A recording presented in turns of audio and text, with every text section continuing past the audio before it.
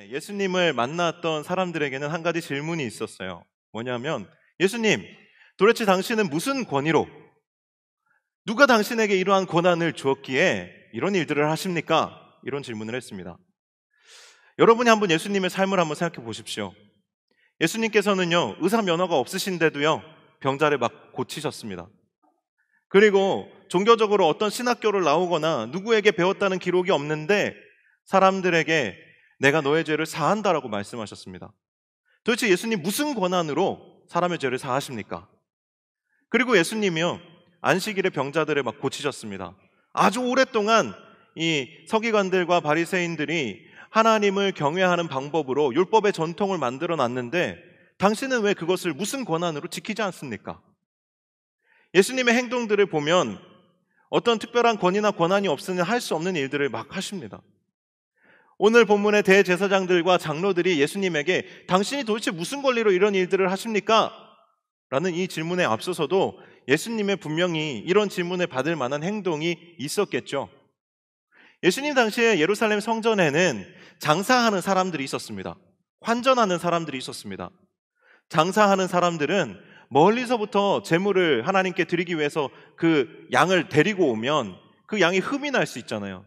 그래서 돈을 주고 이 제물로 드릴 양을 살 수 있도록 예루살렘 성전 안에는 장사하는 사람들이 있었습니다. 그리고 성전세를 내야 되는데 성전세는 가이사의 얼굴이 박혀있는 동전은 받지 않았습니다. 그래서 이스라엘 사람들만이 쓰는 세겔이라는 동전을 써야 되는데 그걸로 성전세를 내야 되는데 그 환전을 하기 위한 환전하는 사람들이 그 성전에 있었던 겁니다. 대제사장들이나 서기관들이 허락하지 않으면 그곳에 있을 수 없는 사람들이고 이 사람들은 허가를 받고 그 자리에 나와 있는 사람들이었어요. 그런데 예수님이 보실 때는 이 사람들이 거기에 있는 것이 적합하지 않았습니다. 그래서 예수님께서는 화를 내시며 기도하는 집을 강도의 소굴로 만들었구나 한탄하시면서 상을 뒤집어 엎고 채찍질하며 이 허가받고 장사하고 허가받고 환전하고 있는 사람들을 내쫓으십니다. 도대체 무슨 권리로요? 무슨 권위가 예수님에게 있었기에 그렇게 하셨을까요? 세상에서는 우리가 무슨 일을 하려면 권위가 필요합니다. 여러분 나가서 아무에게나 내가 맥 좀 짚어줄게, 내가 침 놔줄게 이렇게 할 수 있습니까? 의사가 아니고는 사람을 고칠 수 없습니다. 내가 고칠 수 있는 능력이 있다 하더라도 면허가 없으면 할 수 없는 거죠. 내가 운전이 진짜 F1에 나가도 될 정도로 정말 엄청난 드라이버인데 면허증이 없어요. 나가서 운전해도 됩니까? 그렇지 않죠. 그렇습니다. 보통 우리가 살아가는 세상은 권위와 권한이 중요합니다. 과거에는 이러한 권위가 어떤 혈통에 의해서, 신분에 의해서 결정이 되어서 내려오기도 했습니다. 요즘은 어떻습니까? 어떤 식으로 권위가 결정됩니까? 이 사람이 어디에서 얼마나 공부를 했는가, 학위에 따라서. 그리고 또 이 사람이 또 어떤 능력을 가지고 있는가, 어떤 능력에 따라서 우리는 그 사람의 권위를 인정해 줍니다. 그런데 분명히 오늘 예수님께서는 하고 계시는 행동들을 살펴보면 사람의 권위로서는 할 수 없는 일들을 하고 계십니다. 안식일을 범하는 것, 죄를 사하여 주는 것, 그리고 성전에서 허가받고 장사하는 사람들을 내쫓는 것, 이 모든 일들이 사실은 사람의 어떤 주어진 권위로는 할 수 없는 일들이라는 겁니다. 예수님께서 이 일들을 할 수 있었던 권위가 도대체 뭐였을까요? 그것은 하나님의 아들로서의 권위입니다. 메시아로서의 하나님의 보냄을 받은 하나님과 동등한 존재로서의 권위입니다. 하나님의 권위는 어떨까요? 온 세상을 창조하시고 그 세상을 다스리시는 하나님의 권위는요, 하나님의 권위는 무제한적입니다. 그렇죠? 하나님의 권위는 무제한적이고요, 그리고 또 초월적인 것입니다. 절대적인 것입니다. 누구도 침해할 수 없고 그 권한에 한계가 없습니다. 우리나라 대통령이 미국에 가면 미국을 다스릴 수 있습니까? 그럴 수 없지요. 사람의 권위는 아무리 대단해도 그것이 한 국가의 원수라 할지라도 그 국가와 그 국가의 헌법에 제한을 받습니다. 사람의 권위는 그렇습니다. 박사학위를 받고 아무리 똑똑해도 세계에서 가장 권위 있는 학자라 할지라도 그 학자는 그 분야에서 권위를 인정받을 뿐이지 다른 분야로, 바로 옆 분야로 넘어간다 할지라도 그 사람은 거기에 대해서는 권위가 없는 것입니다. 세상의 권위는 그렇습니다. 오직 하나님만이 무제한적인 그리고 절대적인 권위를 가지고 계십니다. 그래서 지금은 돌아가셨지만 고 하용조 목사님이 하나님에 대해서 이야기할 때 이렇게 말씀하셨습니다. 하나님은 믿음과 순종의 대상이지 우리가 연구하고 또한 어떤 인류의 희망을 주는 존재로서 받아들여져서는 안 된다라는 거예요. 하나님은 우리에게 믿음과 순종의 대상이라는 겁니다. 그 안에 우리를 위한 구원도 있고 우리를 위한 어떠한 은혜도 있지만 일단 우리와 하나님과의 존재 사이의 갭이 너무나도 크기 때문에 우리가 하나님 앞에서 할 수 있는 것은 오직 그분을 신뢰하고 그분께 순종하는 것뿐이다 라고 말씀하신 것이죠. 여러분의 이 권위에 대한 반응은 어떻습니까? 여러분은 다 아멘 하십니까? 하나님이 절대적이십니다. 아멘 하십니까? 하나님의 권위는 무제한적입니다. 인정하십니까? 여러분의 삶에 어떻게든 어떤 방식으로든 개입하셔도 여러분 그분께 여러분의 삶을 개방하시고 그리고 신뢰하고 순종할 준비가 되어 있으십니까? 할렐루야. 저는 조용할 줄 알았거든요. 당시에 유대인들은 그리고 대제사장들은 그리고 장로들은 이 예수님의 권위에 대해서 하나님의 권위라고 인정하지 못했습니다.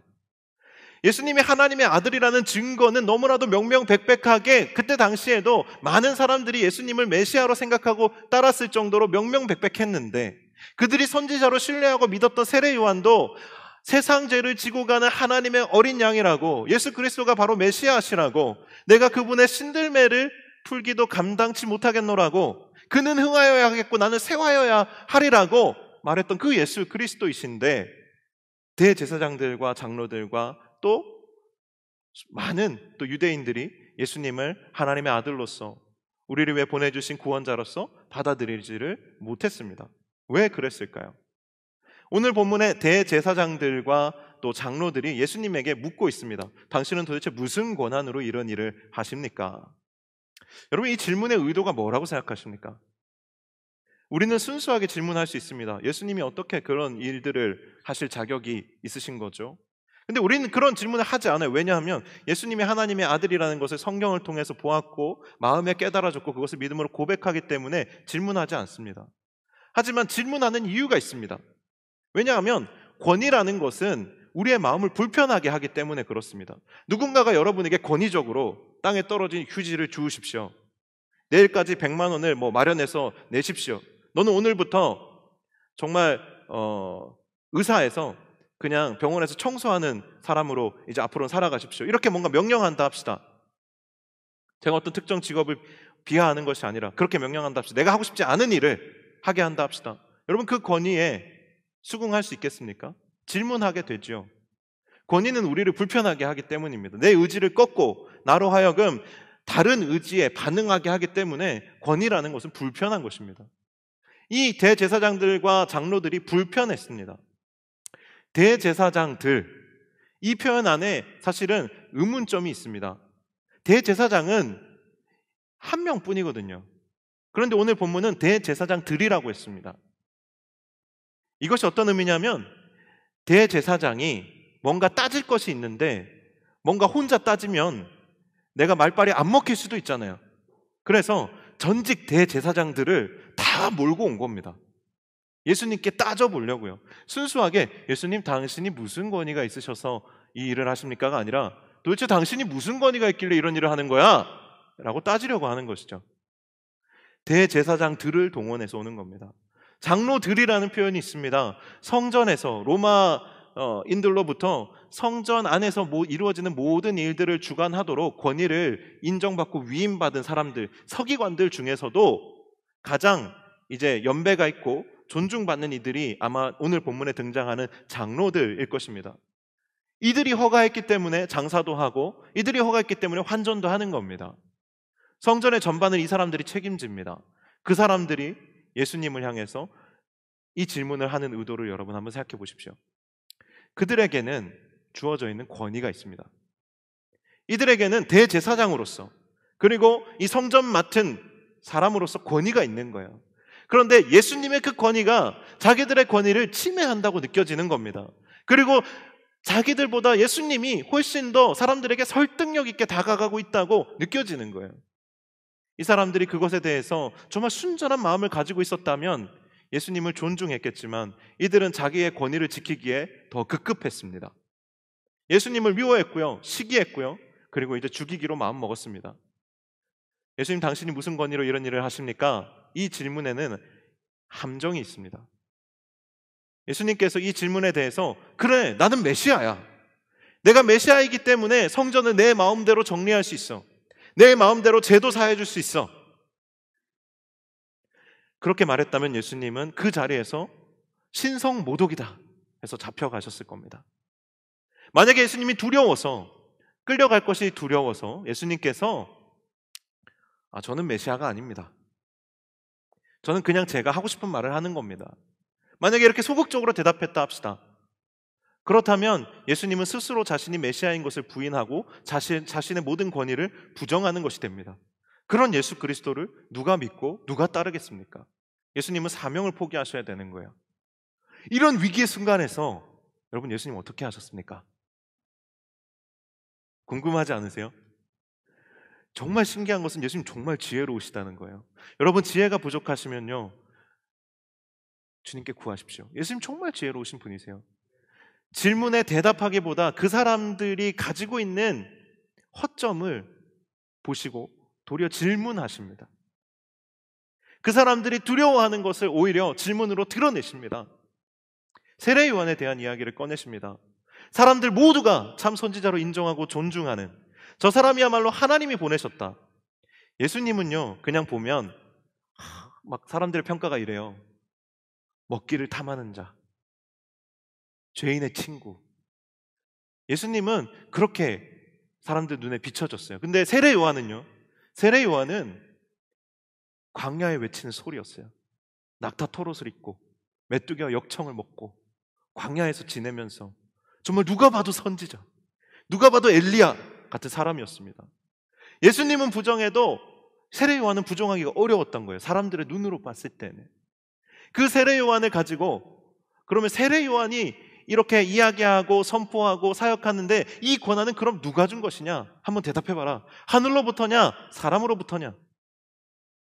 만약 세례 요한의 권위가 사람으로부터 온 것이라면 정작 이들이 두려워하는 군중들로부터 공격을 받을 거 아니에요. 사람들이 다 인정하는 선지자를 부정했으니까요. 공격을 받을 거 아닙니까? 그리고 또 세례 요한의 권위가 하늘로부터 왔다 인정하게 된다면 세례 요한이 지지하고 인정하는 메시아이신 예수 그리스도를 부정할 수 없는 거예요.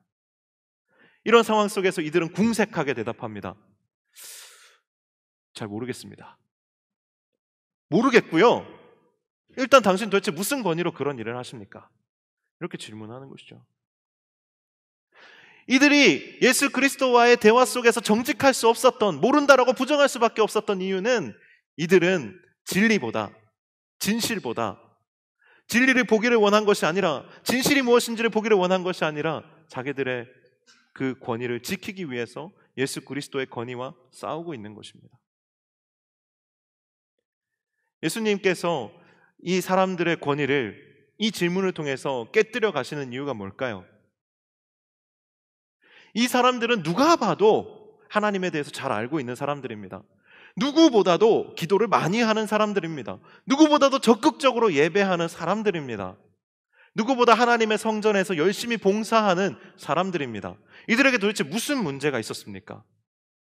예수님이 오시기 전까지는 그 누구도 이 사람들에게 어떠한 문제가 있는지 알지 못했습니다. 그런데 예수님이 오시자 이들 안에 있는 문제가 드러납니다. 문제가 무엇입니까? 이들은 하나님으로부터 오는 권위를 존중하는 것이 아니라 하나님으로부터 위임받은 권위를 가지고 권위주의적으로 살았던 것입니다. 하나님의 권위를 이용했던 것입니다. 자기의 것이 아닌데요. 이들은 그 권위를 지키기 위해서 예수 그리스도를 부정하는 데까지 간 것입니다. 여러분, 권위라는 것은 우리의 삶에 안정을 줍니다. 권위라는 것은 우리의 삶의 기둥이 됩니다. 그런데 권위주의라는 것은 오히려 우리를 속박합니다. 권위주의라는 것은 본질이 없는 것을 말합니다. 내가 교회에서 아무리 예배를 많이 드리고 내가 개인적으로 아무리 묵상을 많이 하고 기도를 많이 해도 우리가 삶에서 하나님을 실망시키는 이유가 무엇입니까? 하나님의 권위에 우리가 절대적으로 순복하고 있지 않기 때문 아닙니까? 우리의 삶에서 진짜로 하나님의 자녀된 능력이 드러나지 않는 이유는 무엇입니까? 우리가 하나님의 말씀에 순종하기를 주저하기 때문 아닙니까? 내가 예배당에 나와서 기도는 많이 하지만 내가 사람들의 눈으로 비춰봤을 때에는 이 대제사장들과 장로들과 같이 아주 신실한 크리스찬이지만 하나님으로부터 오는 인정과 사랑을 받기는 원하지만 또 위로도 받기를 원하지만 그 이상의 하나님의 말씀하시는 것에 대해서 순종하기는 주저하기 때문 아닙니까? 본질이 빠져 있는 것입니다. 예수님께서는 이 이야기를 좀 더 구체적으로 우리에게 들려주시기 위해서 한 가지 비유를 드십니다. 한 아버지가 있었습니다. 그 아버지는 아들이 둘이 있었어요. 그리고 포도원이 있었던 것 같습니다. 아버지가 이 아들들에게 포도원에 가서 일 좀 해라. 얘야, 포도원에 가서 일 좀 해라. 먼저 큰아들에게 얘기했습니다. 아들아, 포도원에 가서 일 좀 해라. 큰아들이 예라고 대답합니다. 그리고 나서는 가지 않습니다. 둘째 아들은 아니요, 싫습니다. 싫어요 라고 대답하고는 오히려 나중에 뉘우치고 돌이켜 포도원에 갔다라고 오늘 본문은 이야기하고 있습니다. 그 비유 안에서 이야기하고 있습니다.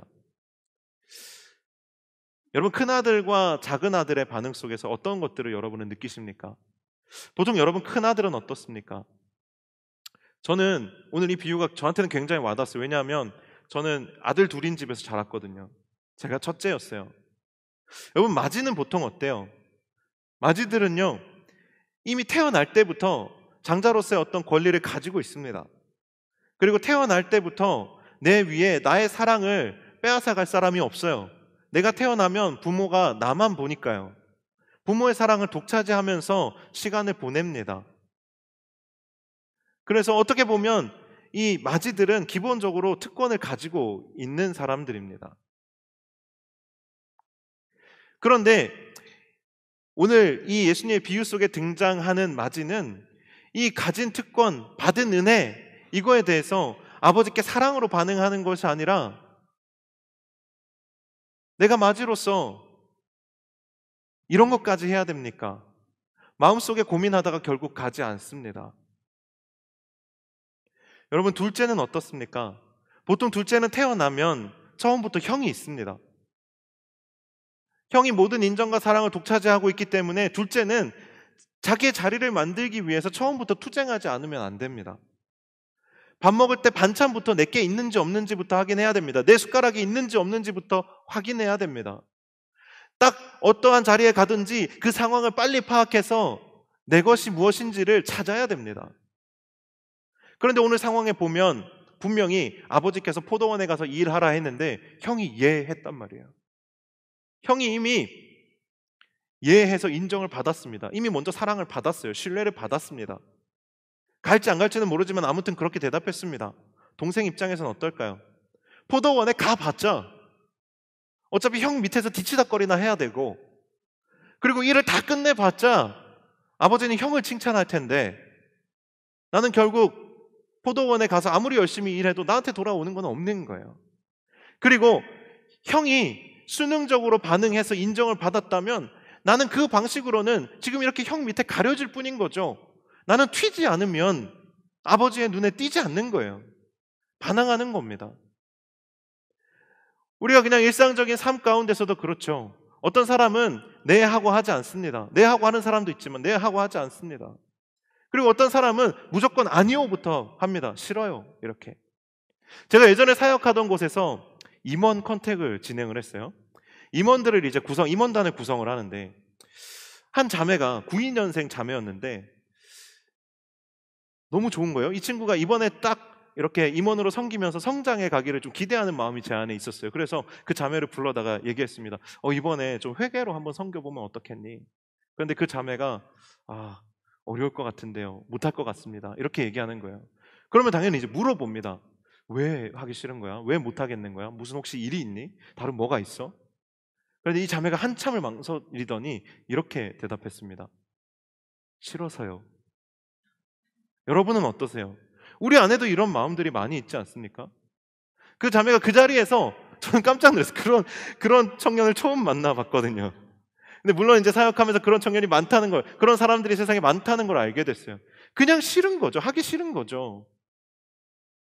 그런데 여러분, 제가 그 자매에게 어떻게 했을 것 같습니까? 싫어? 그래, 알았어. 이렇게 하지 않았어요.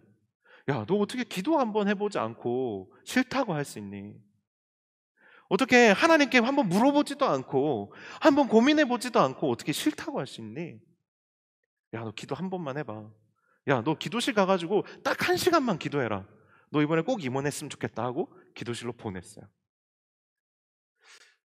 그랬는데 20분 만에 전화가 왔어요. 그냥 하겠대요. 저는 자매가 하나님의 응답을 받았다고 생각하지 않습니다. 뭐 어쨌든 간에 기도실에 들어갔는데 도저히 1시간을 버틸 수 없어서 20분 만에 나와서 하겠다고 한 것 같아요. 제 느낌에는. 물론 아닐 수 있죠. 저는 우리 공동체 안에서 이보다 훨씬 더 성숙한 지체들의 모습들을 많이 봅니다. 이번에 리더 컨택을 하면서요, 굉장히 감동을 많이 받았어요. 정말 1도 기도하지 않을 거라고 생각했는데 기도해 보겠습니다고 하더니 한 일주일 뒤에 기도해 봤는데요 라고 전화가 오더라고요. 저는 그 전화를 받을 때까지 안 한다고 할 줄 알았어요. 왠지 이렇게 생긴 비주얼이 그런 신뢰가 안 가는 비주얼 있잖아요. 얘는 기도해서 결정할 것 같지 않은. 근데 이 친구가 일주일을 기도하고 하겠다라고, 하나님 마음에 부담감을 주신다고, 기대가 된다고, 하겠다고 하는 거예요. 제가 마음에 정말 깊은 감동과 함께 하나님 앞에 깊은 회개를 드렸습니다. 사랑하는 여러분, 여러분은 하나님의 권위가 여러분에게 침투해 들어올 때 어떻게 반응하십니까? 큰아들처럼 더 책임지기가 싫어서, 내지는 그저 앞에서는 그냥 순종하는 척, 좋은 아들인 척, 믿음직한 아들인 척 이렇게 하지만 뒤에 가서는 결국 그냥 내가 조금 불편할 것 같으면 하지 않는 그런 사람입니까? 아니면 무조건 일단은 아니요, 싫습니다라고 하고 보는 둘째 아들 같은 사람입니까? 사랑하는 여러분, 오늘 본문에 등장하는 이 두 아들은 사실 둘 다 좋은 아들은 아니에요. 사실 그렇지 않습니까? 둘 다 사실 좋은 아들은 아니에요. 첫째 아들은 예 해놓고 가지 않았어요. 그건 아버지의 신뢰를 배신하는 것이죠. 둘째 아들은 어땠습니까? 처음부터 싫다라고 얘기하는 자체가 아버지의 마음을 상하게 하는 것 아닙니까? 여러분, 교회 안에서 신앙생활 하면서 진짜 예배 열심히 드리고 기도 열심히 하고, 하지만 마음으로 하나님 앞에 순복하는, 하지 않는 삶을 사는 사람들이 얼마나 많습니까? 첫째 아들 같은 삶입니다. 내가 신앙생활은 오래 하고 아버지 주변을 맴돌고는 있지만 정말 내가 하나님과 더 가까워질 기회, 또 하나님께서 내게 어떤 사명을 주실 때 일단 싫다고 하고 보는 좀 그런 삶을 살고 있는 분이 여기에 계시지는 않습니까? 여러분에게 오는 권면, 말씀의 어떤 도전, 이런 것들이 다 사람의 말로만 들리고 내 권위와 나의 지금 안정적인 삶의 테두리를 지키기에 급급한 삶을 여러분이 살고 계시지는 않습니까? 저는 오늘 이 말씀을 준비하면서 말씀의 제목을 셋째 아들이라고 잡았습니다. 딱 이 셋째 아들 들었을 때 어떤 느낌이 딱 드세요? 왠지 셋째 아들은 완벽한 아들이어야 될 것 같은 그런 느낌이 여러분 들지 않으십니까? 맞습니다. 첫째 아들처럼 아버지를 배신하는 아들도 아니고, 둘째 아들처럼 처음부터 싫어요 라고 말하는 아들도 아닌, 네 아버지, 제가 해보겠습니다. 아버지께서 말씀하시니 제가 순종하겠습니다. 여러분, 순종이 어디에서 나온다고 생각하십니까? 순종은 사실은 어떤 권위에서 나오는 것이 아니라 하나님이 마땅히 그 순종을 받으셔야 할 권위가 있으십니다. 믿음과 순종 외에는 우리가 하나님께 드릴 것이 없으니까요. 그럼에도 불구하고 순종은 권위 때문에 드리는 것이 아닙니다. 순종은 사랑 때문에 하게 되는 것입니다. 아버지를 사랑하면 순종하게 되는 것이죠. 첫째 아들이 왜 포도원에 가지 않았을까요? 아버지를 사랑하지 않았던 것이죠. 자기의 삶, 자기의 지위, 자기의 기득권, 이것을 더 소중하게 여겼던 것이죠. 둘째 아들이 정말 방탕하게, 정말 아버지를 거스르면서 오랫동안 그렇게 살아왔다 할지라도, 세리와 창기들처럼 그렇게 살았다 할지라도 하나님께서는 오히려 그들 가운데 먼저 될 자가 많다라고, 그들이 오히려 먼저 될 것이라고 말하시는 이유가 뭘까요? 그들 안에 우리의 예상을 뛰어넘어서 그런 사람들 안에 오히려 더 하나님을 사랑하는 마음들이 숨겨져 있다라는 것이죠. 저는 오늘 이 본문을 묵상하고 또 묵상하면서 하나님 앞에 너무나도 죄송한 마음을 많이 느꼈어요. 여러분, 이 중에 누가 가장 하나님에 대한 이야기를 많이 할까요? 누가 가장 교회에서 많은 시간을 보낼까요? 누가 가장 열심히 사역할까요? 누가 하나님에 대한 지식이 가장 많을까요? 누가 가장 거룩해 보일까요? 아닌가요? 누가 가장 그럴까요? 저라는 생각이 들더라고요. 그런데 정말 내 안에 하나님께 진실된 믿음과 순종을 드리고 있는가 질문했을 때 하나님 앞에 제 자신이 너무나도 부끄러운 겁니다. 얼마나 죄송했는지 모릅니다. 내가 과연 하나님을 정말 사랑하고 있는가 질문하지 않을 수 없었습니다. 사랑하는 여러분, 저는 굉장히 많이 부끄러웠어요.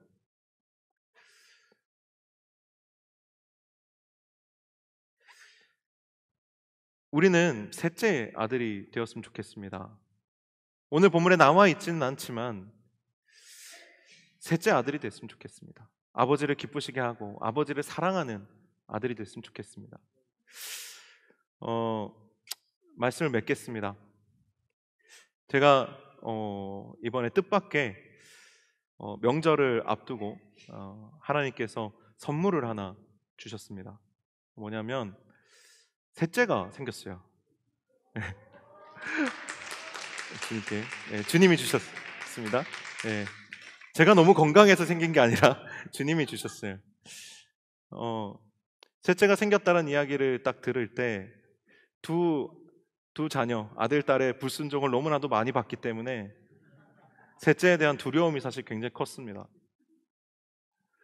그런데 셋째에 대해서 이야기해 주시는 분들이 셋째는 보통 계획하고 낳는 일이 거의 없답니다.